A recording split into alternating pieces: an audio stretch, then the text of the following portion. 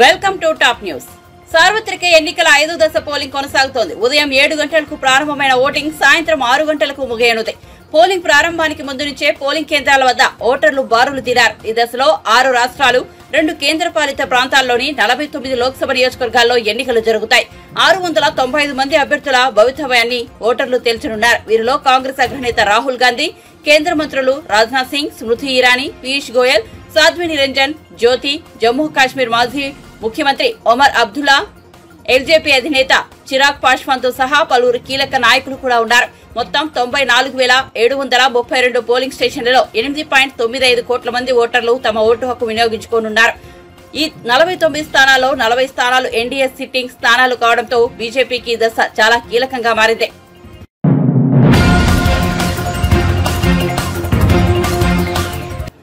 ఓట్ల లెక్కింపు ప్రక్రియ ముగిసేంత వరకు కూటమి పార్టీల శ్రేణులు అప్రమత్తంగా ఉండాలని జనసేన పార్టీ ప్రధాన కార్యదర్శి కె నాగబాబు విజ్ఞప్తి చేశారు. ఈవీఎంలు భద్రపరిచిన స్ట్రాంగ్ రూమ్ల వద్ద పార్టీల ప్రతినిధులు పహారా ఉండాలని కోరారు. ఓడిపోయాక కూడా జగన్ కుర్చీ వదిలేందుకు సిద్ధంగా ఉండబోరని అన్నారు. ఎన్నికల్లో దాదాపు 82% ఓట్లు పోలవడం ప్రజాస్వామ్య విజయంగా అభివర్ణించారు. ఇదే సమయంలో ప్రజలంతా చాలా అప్రమత్తంగా ఉండాలని, ఓటమి కళ్ల ముందు కనిపించడంతో వైఎస్ఆర్సీపీ శ్రేణులు ఎంతటి అరాచకానికి ఒడిగడుతున్నారో పల్నాడు, తాడిపత్రి, తిరుపతిలో చూశామన్నారు. మాట మనం వింటూ ఉంటాం. ఈ జగన్మోహన్ రెడ్డి కూడా ఆ కోవలోకి వస్తాడో లేదో తెలియదు, కానీ ఖచ్చితంగా అతను ఒక సోషియోపాత్. ప్రజలను కులాలుగా, వర్గాలుగా, పార్టీల వారీగా విడదీసి చిచ్చులు పెట్టి ఆనందించే రకం. అతనిలో ఆ మానసిక స్థితిని మొదట్లో ఎవరు గుర్తించలేకపోయారు. ఆ వ్యాధిని తన అసురగణానికి కూడా అంటించాడు. ఈ సోషియోపాత్ మానసిక స్థితి రోజు రోజుకి ముదిరిపోయింది. ఓటమి కనిపిస్తుండటంతో వైసీపీ ముఠాలు ఉన్మాదంతో ప్రజల ఇళ్ల మీద పడి అరాచకం సృష్టిస్తున్నాయి. మాచర్ల వైసీపీ ఎమ్మెల్యే సంబంధీకుల ఇళ్లలో పెట్రోల్ బాంబులు దొరికాయంటే ఫలితాలు వచ్చాక వీళ్ళు ఎంత రాక్షసత్వానికి తెగబడబోతున్నారో ప్రజలు గ్రహించాలి. తాడిపత్రిలో పోలీసులు కూడా తమను తాము రక్షించుకునేందుకు అగచాట్లు పడ్డారు. అంటే వైసీపీ ఎంతగా రెచ్చిపోతుందో అర్థం చేసుకోవాలి. వైసీపీకి ఓటు వేయలేదని తెలిసి ఇళ్లలో చొరబడి మహిళలను, పిల్లల్ని అందరినీ చావుగొట్టే పైశాచికత్వాన్ని పెంచింది ఎవరు? ఖచ్చితంగా ఈ జగన్మోహన్ రెడ్డి అనే చెప్పాలి. విశాఖపట్నంలోని కంచరపాలెంలో ఓ కుటుంబం కూటమి అభ్యర్థులకు ఓటు వేసిందని తెలిసి వైసీపీ గుండాలు ఆ ఇంట్లో మహిళలను, చదువుకుంటున్న పిల్లలపై దుర్మార్గంగా దాడి చేసింది. గర్భంతో పుట్టింటికి వచ్చిన మహిళపైన తీవ్రంగా దాడి చేశారు. అంటే వైసీపీ రాక్షసత్వం ఏ స్థాయిలో ఉందో తెలుసుకోండి. ఇలాంటివన్నీ తెలుసుకొని చిక్కటి చిరునవ్వులు చెందించే వ్యక్తిని ఏమనాలి? మహేష్ బాబు స్పైడర్ సినిమాలో విలన్ సూర్య గుర్తొస్తున్నాడు కదా. ఉత్తరాంధ్ర నుంచి రాయలసీమ వరకు ఎన్నికల అనంతరం హింసను ప్రేరేపించడంలో వైసీపీ ఓటమి కనిపిస్తుంది. రాబోయే ఓటమిని కప్పిపుచ్చుకునేందుకే ఈ దాడులు చేస్తుంది. ఈవీఎంలు భద్రపరిచిన స్ట్రాంగ్ రూమ్స్ దగ్గర కూడా భద్రత పటిష్టంగా ఉంచాలి. అక్కడ సెంట్రల్ గవర్నమెంట్ వారిది 3 ఇంచుల సెక్యూరిటీ ఉంది. అయినా కూడా అక్కడ మన కూటమి పార్టీల ప్రతినిధులు నిరంతరం పహరా ఉండాలి.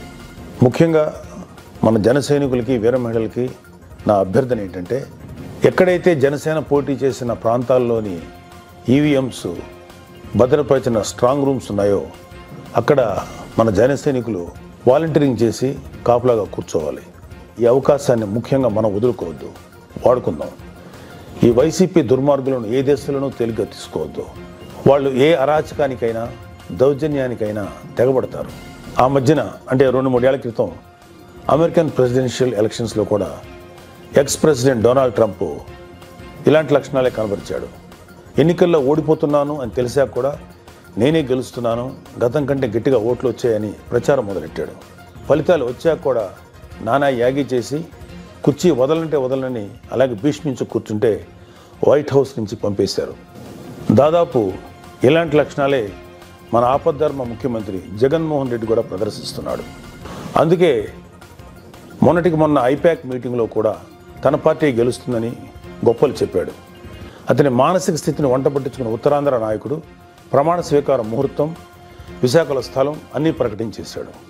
జూన్ 4 తర్వాత వీళ్ళందరినీ విశాఖలో ఉన్న ఆ ఆసుపత్రుల్లో చేర్చాల్సిందే.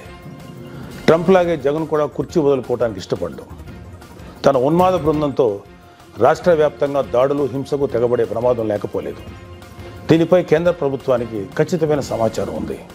అందుకే వచ్చే నెల 15వ తేదీ వరకు కేంద్ర బలగాలను మోహరించాలని చెప్పింది. మన వంతుగా కౌంటింగ్ ముగిసే వరకు కౌంటింగ్ కేంద్రాల దగ్గర, పార్టీ కార్యాలయాల దగ్గర కూటమి శ్రేణులు అప్రమత్తంగా ఉంటూ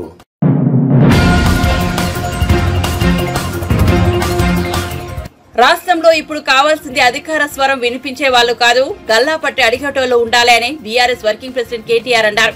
భువనగిరి జిల్లాలో భువనగిరి, ఆలేరులో ఆదివారం నిర్వహించిన వరంగల్, ఖమ్మం, నల్గొండ పత్రభద్రుల బీఆర్ఎస్ సన్నాహక సమావేశానికి ముఖ్య అతిథిగా హాజరై ప్రసంగించారు. రేవంత్ రెడ్డికి బాకా ఊదేవాళ్లు కావాలా, మేధావులు కావాలా, బ్లాక్ మెయిలర్, లాబియింగ్ చేసి పైశాచిక ఆనందం పొందేవారు కావాలా, ప్రజా సమస్యలు పరిష్కరించే వాళ్ళు కావాలా ఆలోచించాలని సూచించారు.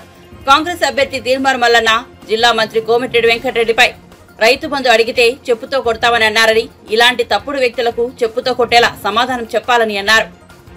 మండలిలో దానికి భిన్నంగా 4 రకాలుగా అక్కడ శాసన మండలి అభ్యర్థుల ఎంపిక జరుగుతుంది. ఒకటి, గెలిచిన ఎమ్మెల్యేలు కొంతమందికి శాసన మండలికి అభ్యర్థులను ఎంపిక చేసే అవకాశం ఉంటుంది. ఇప్పుడు నేను జగదీష్ అన్న ఎమ్మెల్యేలు కాబట్టి మాకు కూడా కొంతమంది శాసన మండలిని అభ్యర్థులను ఎంపిక చేసే ఓటర్లం మేమవుతాం. దాని తర్వాత ఇంకొక విభాగం ఏముంటుందంటే గవర్నర్ గారు కొంతమందిని నామినేట్ చేసే అవకాశం ఉంటుంది. కొంతమంది సమాజంలో లబ్ధ ప్రతిష్ఠులైన వ్యక్తులు, పెద్దవాళ్ళు, ఉన్నత చదువులు చదివిన వాళ్ళు శాసన మండలిలో ఉండడం వల్ల, అప్పర్ హౌస్లో ఉండడం వల్ల రాష్ట్రానికి మేలు జరుగుతుంది, దేశానికి మేలు జరుగుతుంది అనుకుంటే అట్లాంటి వారిని నామినేట్ చేసే అవకాశం ఉంటుంది. మూడో కేటగిరీ టీచర్ ఎమ్మెల్సీ. టీచర్లు తమ సమస్యలు నివేదించడానికి, తమ సమస్యలను ప్రస్తావించడానికి టీచర్ కాన్స్టిట్యున్సీలు ఉన్నాయి. 3 టీచర్ కాన్స్టిట్యున్సీలు ఉన్నాయి, 3 జిల్లాలకు ఒకటి చొప్పున. వాటికి టీచర్లే ఓటర్లు. 4వ కేటగిరీ విద్యావంతుల సమస్యలు. చదువుకున్న విద్యావంతుల సమస్యలను, గ్రాడ్యుయేట్ల సమస్యలను, అంటే ఉపాధి కల్పనకు సంబంధించి కానీ, ఉద్యోగాలకు సంబంధించి కానీ, లేదా ఆల్రెడీ ఉద్యోగంలో ఉంటే సర్వీస్ పరమైన సమస్యలు కానీ, వీటన్నిటినీ లేవనెత్తడానికి ఒక మంచి గొంతు, మంచి వ్యక్తి అక్కడ ఉండాలనడానికి ఈ 4వ కేటగిరీ. ఇవాళ తమ్ముడు రాకేష్ రెడ్డి గారు పోటీ చేస్తున్న గ్రాడ్యుయేట్ కేటగిరీ ఆ కేటగిరీలో ఉంటుంది. మొత్తం కౌన్సిల్లో ఇంకో కేటగిరీ కూడా ఉంది, లోకల్ బాడీ ఎమ్మెల్సీ. అంటే ఎంపీటీసీలు, జెడ్పీటీసీలు, కౌన్సిలర్లు తమ బాధలు, సమస్యలు ప్రభుత్వం దృష్టికి తీసుకొని రావడానికి లోకల్ బాడీ ఎమ్మెల్సీని కూడా ఎంపిక చేసే అవకాశం ఇంకో కేటగిరీ కూడా ఉంది. మొత్తంగా 5 కేటగిరీల్లో శాసన మండలిలో అభ్యర్థులు ఉంటారు. మొత్తం 40 మంది ఎమ్మెల్సీలు ఉన్నారు ఈరోజు మన శాసన మండలిలో. నేను మీ అందరినీ ప్రార్థించేది ఏంటి అంటే, మనం ఎవరికి ఓటేస్తున్నాము అనేది పార్టీతో పాటు అభ్యర్థి గుణగణాలు కూడా తప్పకుండా చూడవలసిన బాధ్యత, తప్పకుండా ఒకసారి ఆలోచించి ఓటేయాల్సిన బాధ్యత విద్యావంతులుగా మనందరి మీద కూడా ఉంటుంది. ముందుగా ఈ నల్లగొండ, ఖమ్మం, వరంగల్ ఈ 3 జిల్లాల్లోని గ్రాడ్యుయేట్ సోదరులందరికీ ముందుగా నేను హృదయపూర్వకంగా ధన్యవాదాలు తెలియజేస్తా ఉన్నా. ఎందుకంటే 4 పర్యాయాలు ఎన్నిక జరిగింది ఈ కాన్స్టిట్యున్సీ ఏర్పడ్డప్పటి నుంచి. 4 సార్లు ఎలక్షన్ జరిగింది. 4 సార్లు గులాబీ కండువానే ఎగిరే విధంగా తీర్పునిచ్చిన మీకు హృదయపూర్వకంగా నేను ధన్యవాదాలు తెలియజేస్తా ఉన్నా. మొదటి 2 సార్లు ఆనాడు కపిలవాయి దిలీప్ కుమార్ గారిని ఎమ్మెల్సీగా మీరే గెలిపించినారు ఉద్యమ టైంలో. ఆ తర్వాత మరి తెలంగాణ ఏర్పడ్డ తర్వాత శాసన మండలికి 2 సార్లు గ్రాడ్యుయేట్ ఎమ్మెల్సీగా డాక్టర్ పల్లా రాజేశ్వరరెడ్డి గారిని కూడా మీరే గెలిపించినారు. మరి ఈరోజు తమ్ముడు విద్యావంతుడు, బిట్స్ పిలానీలో ఎంఎస్ చేసిన ఒక ఉన్నత విద్యావంతుడు, పిలానీలో విద్యాభ్యాసం చేయడమే కాకుండా తాను ఒక సామాన్య రైతు కుటుంబం, వరంగల్ పక్కనే వర్ధనపేట నియోజకవర్గంలో వంగపహాడ్ అనే ఊరుంటుంది. ఆ ఊరిలో ఒక సామాన్య రైతు కుటుంబం నుంచి వచ్చిన మొదటి తరం నాయకుడు తమ్ముడు రాకేష్ రెడ్డి, మీలో ఒకడు. అందులోంచి వచ్చిన తమ్ముడు చదువుకున్నాడు, సొంతంగా విద్యాభ్యాసం కూడా బిట్స్ పిలానీలో ఏ పైరవి లేకుండా మంచి మార్కులు సంపాదించి బిట్స్ పిలానీలో సీట్ సంపాదించుకున్నాడు. బిట్స్ పిలానీలో గోల్డ్ మెడల్ సాధించిన తర్వాత అక్కడి నుంచి అమెరికాలో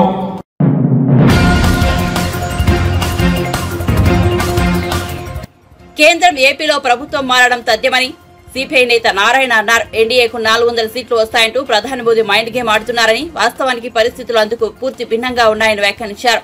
5 ఏళ్ల పాలనలో జగన్ చేసిన అవినీతి కారణంగా ఏపీలో ఆయన ఓడిపోతారని జోషం చెప్పారు. ఓడిపోతుంది. అన్ని సీట్లు కాంగ్రెస్ పార్టీ, ఆమ్ ఆద్మీ పార్టీ పార్ట్నర్స్గా వస్తాయి. అది ఒక మంచి పరిణామం. కేంద్రంలో దాదాపు 400 సీట్లు అని చెప్పేసి పదే పదే ఒక సైకలాజికల్ వార్, మైండ్ గేమ్ చేస్తున్నారు. అది ఇప్పటికీ బీజేపీలో టాప్ లీడర్స్తో సహా మాట్లాడుతున్నప్పుడు అర్థమైంది. నార్త్లో 50% ఓడిపోతున్నారు. యూపీలో, ఎంపీలో, రాజస్థాన్లో, మిగిలిన హర్యానాలో ఇవన్నిటి కూడా 50% పైన ఓడిపోతున్నారు. వాళ్ళకి సౌత్ ఇండియా మీద ఎక్కువ ఆశ పెట్టుకున్నారు. సౌత్ ఇండియాలో 0. ఏదైనా వస్తే ఆంధ్రప్రదేశ్లో చంద్రబాబు నాయుడు దయ వల్ల 1-2 సీట్లు వస్తే రావచ్చు తప్ప బీజేపీకి, మిగిలిన సౌత్లో వాళ్ళు రావు. మహారాష్ట్రలో అదే పరిస్థితి. కేంద్రంలో రాజకీయ మార్పిడి తథ్యం, ఆంధ్రప్రదేశ్లో కూడా రాజకీయ మార్పిడి తథ్యం.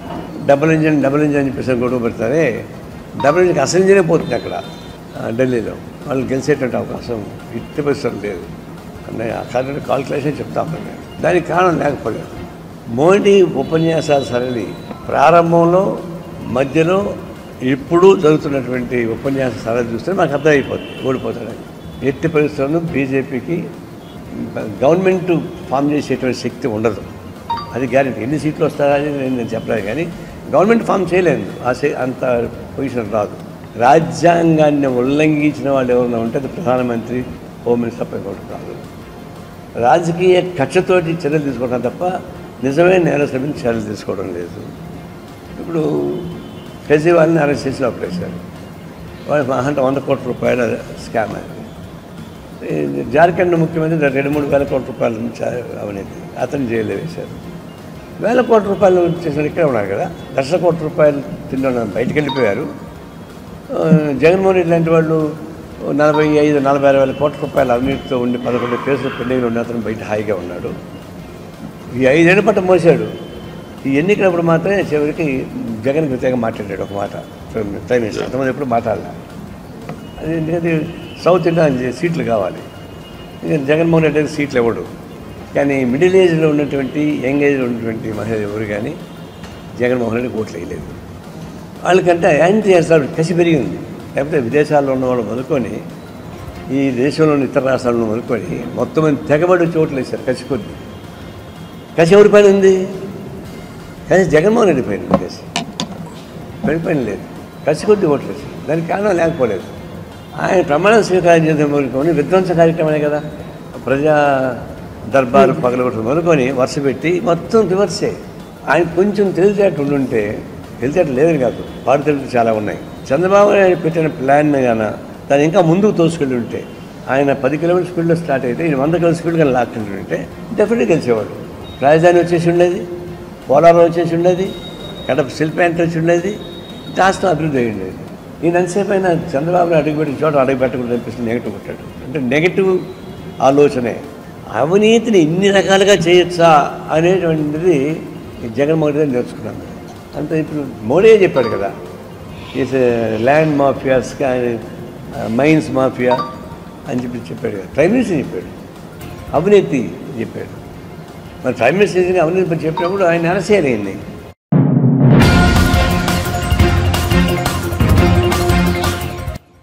ఆదివారం సెలవు రోజు కావడంతో యాదగిరిగుట్ట లక్ష్మీ నరసింహస్వామి ఆలయానికి భక్తులు పోటెత్తారు. స్వామివారి దర్శనానికి అధిక సంఖ్యలో భక్తులు క్యూలైన్లో బారులు తీరారు. దీంతో స్వామివారి ఉచిత ప్రవేశ దర్శనానికి సుమారు 3 గంటలు, ప్రత్యేక దర్శనానికి గంటల సమయం పడుతోంది. ప్రసాద విక్రయాలశాల, సత్యనారాయణ స్వామి వ్రత మండపం, కొండ కింద విష్ణు పుష్కరిణి, కారు పార్కింగ్, బస్టాండ్లలో భక్తుల సందడి నెలకొంది.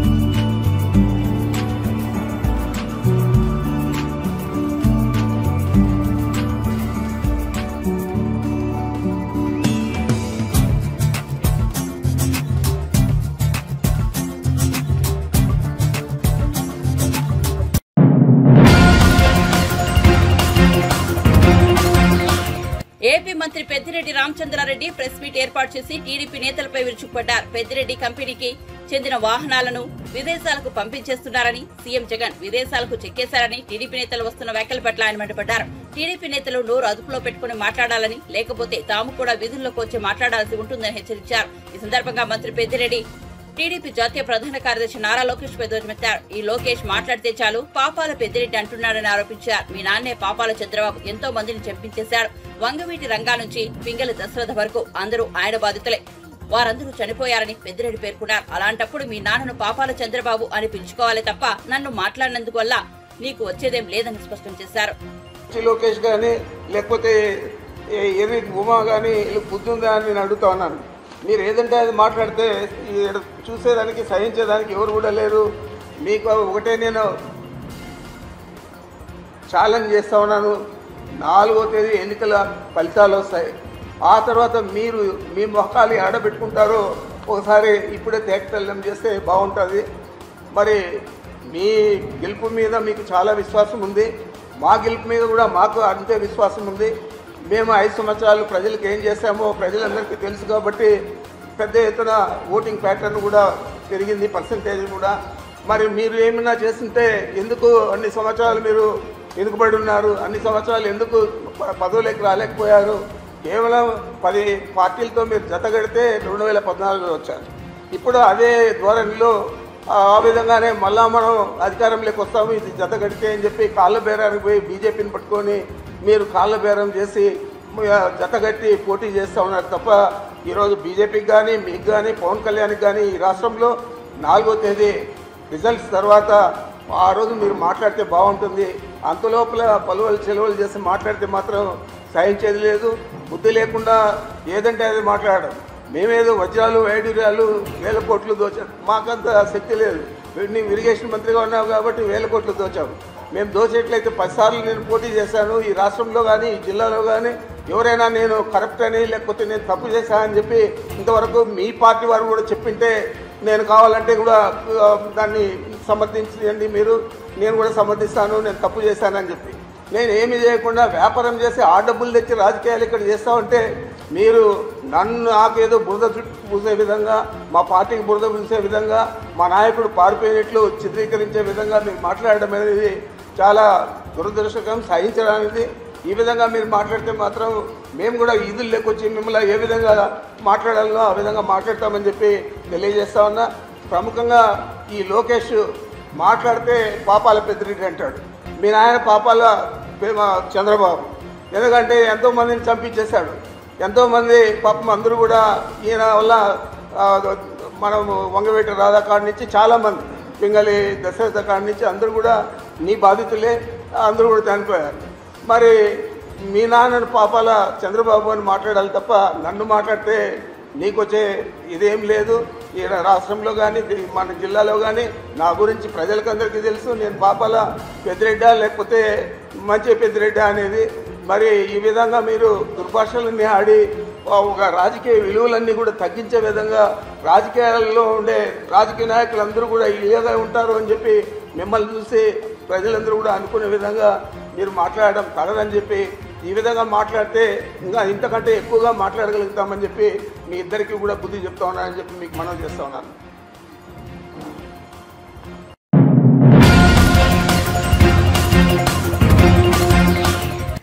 ఎన్నికల సందర్భంగా పల్నాడు జిల్లాలో తలలు పగులుతుంటే పోలీసులు స్పందించకుండా అలసత్వం వహించారని, అసలు నేరస్తులు పోలీసులేనని జలవనరుల శాఖ మంత్రి అంబటి రాంబాబు ఆరోపించారు. పల్నాడు జిల్లా సత్తెనపల్లి వైఎస్ఆర్సీపీ కార్యాలయంలో ఆదివారం ఆయన విలేకరులతో మాట్లాడారు. రాష్ట్రంలో ఈవీఎంలు పగలగొట్టడం, హింసాత్మక ఘటనలకు పాల్పడడం వంటివి జరిగాయి. బీజేపీ రాష్ట్ర అధ్యక్షులు పురంధేశ్వరి ఫిర్యాదు మేరకు పల్నాడు జిల్లాలో ఇతర ప్రాంతాల్లోనూ అధికారులను మార్చారు. ఎస్పీలను మార్చిన చోటే హింస చెలరేగింది. ఈ స్థాయిలో హింస గతంలో ఏనాడు జరగలేదు. పల్నాడులో జరిగిన హింసకు పురంధేశ్వరి, చంద్రబాబు, పవన్ కళ్యాణ్లే ప్రధాన కారణమని ఆరోపించారు. ఎన్నికల కమిషన్కు ఫిర్యాదు చేశారు. ఎవరైతే ఐపీఎస్ అధికారులు ఉన్నారో వీళ్ళందరూ కూడా ప్రభుత్వానికి తొత్తులుగా ఉన్నారు, వారికి అనుకూలంగా ఉన్నారు. కాబట్టి వారిని మారిస్తే తప్ప నిష్పక్షపాతంగా ఎన్నికలు జరగవు అనేటువంటి ఆర్గ్యుమెంట్ తీస్తే సహజంగానే ఎన్నికల కమిషన్ కొంత బిలీవ్ చేసి ఉండవచ్చు. ఈ మార్పులన్నీ చేశారు. ఇక్కడ గమనించాల్సిన అంశం ఏమిటంటే ఎక్కడైతే పురంధరేశ్వరి పిటిషన్ మీద మార్పులు చేశారో ఆ ప్రాంతంలోనే హింస ప్రజ్వరిల్లింది. Note this point. ఇవాళ మనం ఫర్ ఎగ్జాంపుల్ అనంతపూర్ తీసుకున్నాం, ఫర్ ఎగ్జాంపుల్ పల్నాడు తీసుకున్నాం. పల్నాడులో నేను this the third time I'm going to contest, మూడోసారి నేను పోటీ చేయబోతున్నాను. గత 2 ఎన్నికల అనుభవం నాకుంది. ఏ రోజుని కూడా ఇంత పెద్ద ఎత్తున హింస జరిగినటువంటి సందర్భం లేదు. మొన్న ఎన్నికల్లోనే భారీ ఎత్తున హింస జరిగింది. ఎందుకు జరిగింది? కారణం ఏంటి? కొత్తగా ఎస్పీ వచ్చారు. పాత ఎస్పీ పక్షపాత ధోరణితో ఉంటాడని మార్చేశారు. కొత్త ఎస్పీని ఇస్తే బలంగా ఉండాలి కదా, ప్రశాంతంగా జరగాలి కదా. ఎందుకు పూర్వం కన్నా ఎక్కువ హింస జరిగింది అనేది ఇక్కడ పాయింట్ అని మనం చేస్తున్నాం. అంటే ఈ మార్పులు చేర్పుల మీదే కుట్ర జరిగిందా? తెలుగుదేశం, భారతీయ జనతా పార్టీ, పురంధరేశ్వరి గారు, పవన్ కళ్యాణ్ గారు కలిసి కుట్ర చేశారా? కుట్ర చేసి ఈ పిటిషన్లు పెట్టి ఏదో ఒక విధంగా తాము తమ ఓట్లను, ఫాల్స్ ఓట్లను గందరగోళాలు చేసి ఓట్లు వేయించుకోవడం ద్వారా గెలవాలని అనుకున్నారా అనేటువంటి సందేహాలు కలుగుతూ ఉన్నాయి. ముఖ్యంగా పల్నాడులోకి వస్తే నరసరావుపేట పార్లమెంటు నియోజకవర్గం వైఎస్ఆర్ కాంగ్రెస్ పార్టీకి చాలా strong constituency. Everybody knows it. 7కి 7 గెలిచాం పోయిన ఎన్నికల్లో. ఇవాళ కూడా 7కి 7 గెలిచే పరిస్థితి ఉన్నది అని మాకన్నా బాగా తెలిసిన వ్యక్తి అటు పోటీ చేసిన మా పార్టీ వ్యక్తి ఉన్నదాకా. కాబట్టి దీన్ని ఏదో విధంగా నలిపేయాలి అనేటువంటి కుట్రతో ఇదంతా చేశారనేటువంటి భావన కలుగుతోంది. చాలా చిత్రమైన విచిత్రమైన సంఘటన ఏమిటంటే ఎన్నికల కమిషన్ ఎవరినైతే అపాయింట్ చేశారో ఎస్పీలుగా వాళ్ళని సస్పెండ్ చేసే పరిస్థితి. ఇది చరిత్రలో నేను ఎప్పుడు ఎక్కడ చూడాల. ఎన్నికల కమిషన్ అంతకు ముందు ఉన్నటువంటి ఐపీఎస్ ఆఫీసర్లు పక్షపాతంగా వ్యవహరిస్తారేమో అనే అనుమానంతో మంచి చరిత్ర కలిగినటువంటి ఐపీఎస్ ఆఫీసర్లను ఎస్పీలుగా వేస్తే వాళ్ళు విధి నిర్వహణలో ఫెయిల్ అయ్యారని భావించి, ప్రాథమిక సమాచారం ఉందని భావించి వాళ్ళని సస్పెండ్ చేశారు. ఊరినే బదిలీ కూడా కాదు, they suspended from the service at present. ఎంత విచిత్రమైన విషయం. దీన్ని ఏ విధంగా భారత ప్రజాస్వామ్యంలో భావించాలని అడుగుతా ఉన్నా. దీని వెనుక నేను ఒకటే మనవి చేస్తున్నా, నేను ఓడిపోతాను అని అనుకున్న రోజున నారా చంద్రబాబు నాయుడు గారు రాక్షసంగా వ్యవహరిస్తాడు.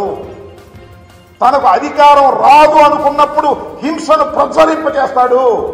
ఇది నారా చంద్రబాబు నాయుడు గారి చరిత్ర.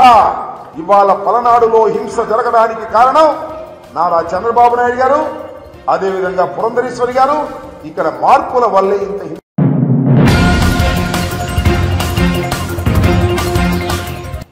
ఢిల్లీలోని బీజేపీ ప్రధాన కార్యాలయం ముట్టడికి ప్రయత్నం చేసిన ఆప్ నేతలను పోలీసులు అడ్డుకున్నారు. బీజేపీ కార్యాలయాన్ని ముట్టడించేందుకు ఆప్ విఫల యత్నం చేసింది. బీజేపీ కార్యాలయం వైపు వెళ్లకుండా సీఎం కేజ్రీవాల్ తో పాటు ఇతర నేతలను ఆప్ కార్యాలయం వద్దనే పోలీసులు నిర్వహించారు. దీంతో ఆప్ కార్యాలయం వద్ద ఉద్రిక్తత నెలకొంది. బీజేపీ కార్యాలయం వద్ద భారీ బందోబస్తు ఏర్పాటు చేశారు. పోలీసులు అడ్డుకోవడంతో నేతలంతా ఆప్ కార్యాలయం వద్దే బైఠాయించారు. ఈ సందర్భంగా సీఎం కేజ్రీవాల్ మాట్లాడారు. ఆప్ ను అంతం చేయాలని బీజేపీ ఆపరేషన్ జూడు కార్యక్రమాన్ని మొదలుపెట్టేది. ప్రధాని మోదీ ఆమ్ ఆద్మీ పార్టీని నాశనం చేయాలనుకుంటున్నారు. ఆప్ నేతల అరెస్టుకు ప్రయత్నం చేస్తున్నారు. పార్టీ బ్యాంకు ఖాతాలను స్తంభింపజేయాలని చూస్తున్నారు. నాకు బెయిల్ వచ్చిన దగ్గర నుంచి మోదీ ఆప్ పై విమర్శలు చేస్తున్నారు. ఆప్ దేశానికి మంచి పనులు చేస్తుంది. ఆప్ మంచి పనులపై దేశం మొత్తం చర్చించుకుంటుంది. అయితే ఆప్ కి బీజేపీ నుంచి ముప్పు పొంచి ఉందని కేజ్రీవాల్, మోదీ బీజేపీపై మండిపడ్డారు. आम आदमी पार्टी के बड़े नेताओं को गिरफ्तार किया जाएगा, गिरफ्तार किया जा रहा है।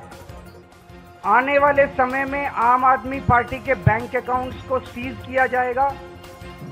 ईडी का वकील ऑलरेडी कोर्ट में ये बयान दे चुका है कि चुनाव के तुरंत बाद आम आदमी पार्टी के बैंक अकाउंट सीज किए जाएंगे। ये मैं अपनी मर्जी से नहीं बोल रहा। उन्होंने कहा अभी सीज करने थे, लेकिन अभी हम इनके सीज करेंगे तो इनको सिंपैथी मिलेगी। तो चुनाव के बाद वो आम आदमी पार्टी के बैंक अकाउंट सीज करेंगे और आम आदमी पार्टी को दफ्तर खाली करा के आम आदमी पार्टी को सड़क पे लाया जाएगा। ये तीन प्लान इन्होंने बनाए हैं, हमारे नेताओं को गिरफ्तार करने का, हमारे बैंक अकाउंट सीज करने का, हमारे दफ्तर को खाली कराने का। उन्हें लगता है कि वो इस तरह से आम आदमी पार्टी को खत्म कर देंगे। उन्हें लगता है कि वो इस तरह से आम आदमी पार्टी का विनाश कर देंगे। मैं उन्हें कहना चाहता हूं कि ये आम आदमी पार्टी चंद लोगों की पार्टी नहीं है। ये आम आदमी पार्टी 140 करोड़ लोगों के सपनों की पार्टी है।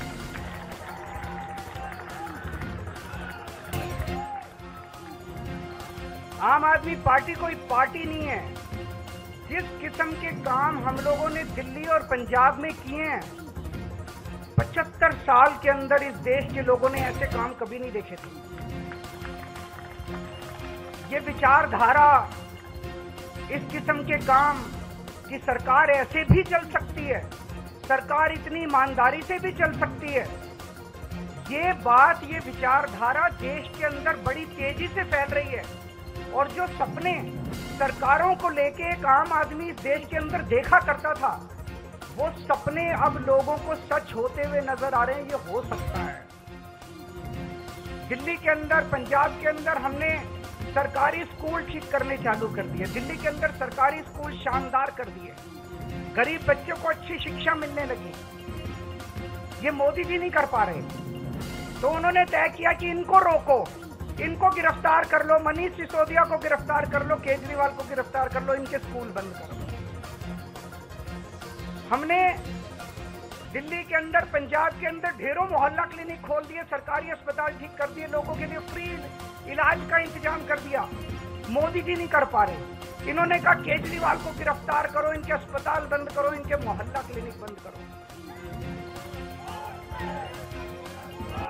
हमने दिल्ली में, पंजाब में बिजली मुफ्त कर दी, वो इनसे नहीं हो पा रही। जहां जहां इनकी सरकारें घाटे में चल रही हैं, इनके पास पैसा ही नहीं है। हमने पैसा बचा बचा के, ईमानदारी से पैसा बचा बचा के बिजली फ्री कर दी। अब हम महिलाओं को 1000-1000 रुपए देने जा रहे हैं। हर महीने उनके खातों में 1000-1000 रुपए डलवाएंगे। ये बात पूरे देश में फैलती जा रही है तेजी से। मैं जहां जाता हूं, पूरे देश भर में घूम रहा हूं इस टाइम में, मैं जहां जाता हूं लोग कहते हैं केजरीवाल जी आपने दिल्ली पंजाब में स्कूल बड़े अच्छे कर दिए, केजरीवाल जी आपने बिजली ठीक कर दी,